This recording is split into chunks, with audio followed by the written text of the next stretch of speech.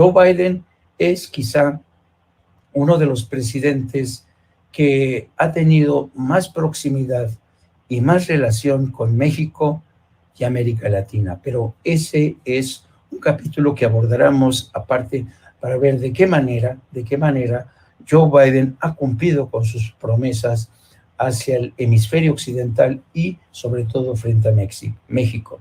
En el caso de Donald Trump es un candidato que por el momento goza de la mayoría de los apoyos, de los respaldos en el seno de esa base republicana que se ha corrido hasta la extrema derecha. En muchos sentidos, Donald Trump representa a esa base rabiosa, a esa base que consiguió conquistar metiéndoles el miedo de los inmigrantes, de la amenaza que venía a través de la frontera sur. ¿Se acuerdan ustedes que prometió que México pagaría por el muro? Y a pesar de que esto no ocurrió, lo que hizo Donald Trump, quien ha hecho, aquí vemos cómo el pasado fin de semana, Donald Trump apareció, a través de una videoconferencia entre la base republicana en Iowa. Muchos deseaban que Donald Trump estuviera presente en este encuentro de los republicanos de la base republicana en Iowa.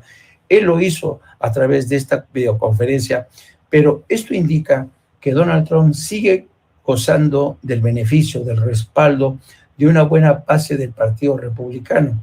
Y frente a sí, solamente tiene a un contendiente, al gobernador republicano por Florida, el señor DeSantis, que poco a poco parece ser que se desmoronaba. Si DeSantis decide desafiar a Donald Trump, va a ser una pelea, va a ser una disputa interesante, pero hay un segundo frente que tiene ante sí Donald Trump.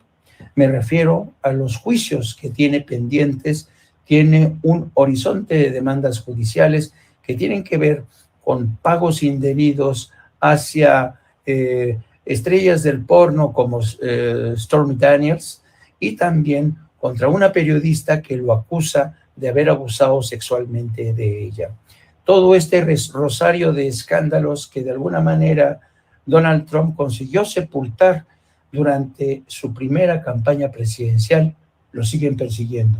Vamos a ver si en esta ocasión Donald Trump es capaz de sortear todos los obstáculos judiciales que tiene ante sí para contender en lo que sería una revancha muy interesante frente a el presidente Joe Biden. No hay que olvidar que, al igual que Biden, Donald Trump es un hombre de la tercera edad.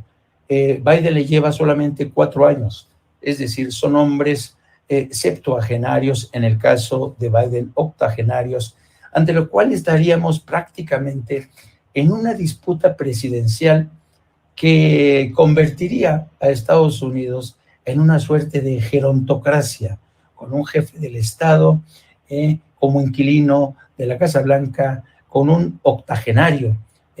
No hay en la historia de Estados Unidos un escenario similar en que un presidente tan anciano realmente aspire a conquistar de nueva cuenta la presidencia para un segundo mandato. Pero, ¿qué habría que decir de Joe Biden? ¿Qué habría que decir? ¿Cuál es, aunque ya se ha dicho mucho de Joe Biden, su biografía es de sobra conocida, vamos a recordarla un poco? Joe Biden es un hombre que surge de esta base trabajadora.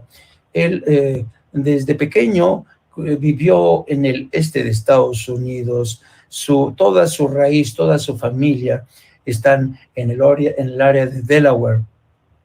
Él fue un personaje que se fue haciendo poco a poco, fue escalando en el poder político, y en muchos sentidos puede decirse que este hombre ha seguido una trayectoria como un congresista, sobre todo, y un hombre que sobre todo tiene importantes vínculos con los sindicatos de Estados Unidos.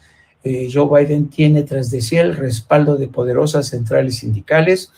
Él, no hay que olvidar, es viudo, enviudó después de un trágico accidente de su primera esposa, en la que perdió a su esposa, y varios de sus hijos. Después de eso permaneció mucho tiempo solo hasta que conoció a la maestra Jill Biden, quien se convertiría en su esposa hasta la fecha.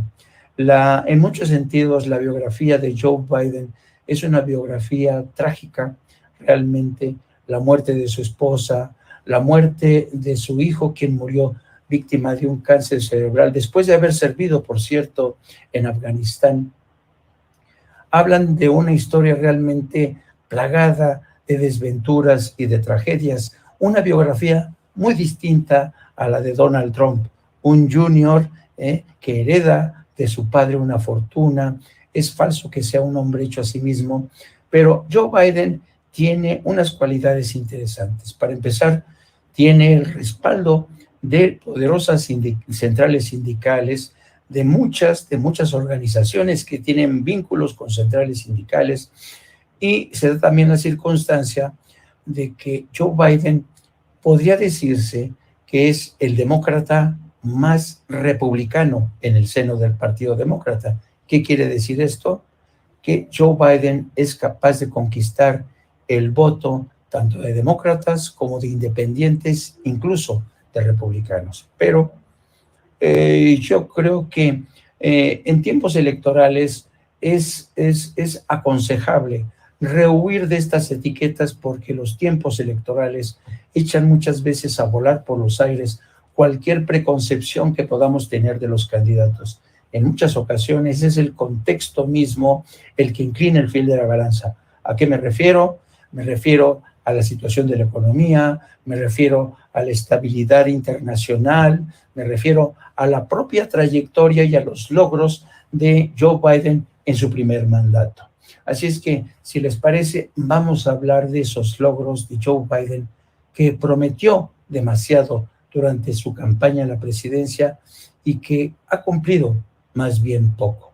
Yo creo que Joe Biden es un presidente que ha conseguido ciertamente mantener la estabilidad económica, recuperar el terreno en cuanto a la creación de empleos, pero su obsesión por mantener a raya a Rusia y a China es quizá lo que lo ha distraído de otros objetivos que prometió durante su campaña a la presidencia. ¿A qué me refiero? Joe Biden prometió durante su campaña a la presidencia que tendría mejores relaciones con el mundo, particularmente con el hemisferio occidental y México en particular. ¿Hasta qué punto Joe Biden ha cumplido estas promesas? Yo diría que sus logros son más bien mediocres, si es que no nulos. Desde que asumió la presidencia, se comprometió con el presidente de México, Andrés Manuel López Obrador, a invertir, a arrimar el hombro para resolver sobre todo el tema de la migración indocumentada, ese éxodo migratorio que empuja de sur a norte. Y a pesar de que las relaciones entre dos mandatarios es amable, es bastante fluida, lo cierto es que hay pocos logros en materia de política bilateral. Hasta la fecha, Estados Unidos no ha cumplido con su promesa de invertir el dinero que prometió para resolver el tema de la crisis migratoria en América Central. Siguen sin invertir el dinero que prometieron en América Central. El último presupuesto aprobado por el Congreso de Estados Unidos le asignó a América Central menos de $1,000 millones, de los 4 que prometió. Así es que, primera promesa incumplida. En segundo lugar, el presidente Joe Biden prometió impulsar una reforma migratoria justa y comprensiva. Pues hasta la fecha también incumplió en este terreno. Hoy seguimos viendo escenas de migrantes que se agolpan en la frontera con Estados Unidos. Se supone que el próximo 11 de mayo se pondrá fin al denominado artículo 42, que impuso Donald Trump bajo el pretexto de que por razones de seguridad nacional y la amenaza de la pandemia no podía ingresar nadie a través de la frontera.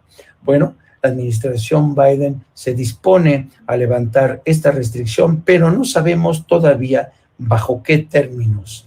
El caso es que la migración hacia Estados Unidos, la que discurre, por ejemplo, por estas tierras que vemos aquí, que es el Darién, las selvas del Darién, ahí en Panamá, en Colombia, se ha convertido en una travesía mortal para miles de familias.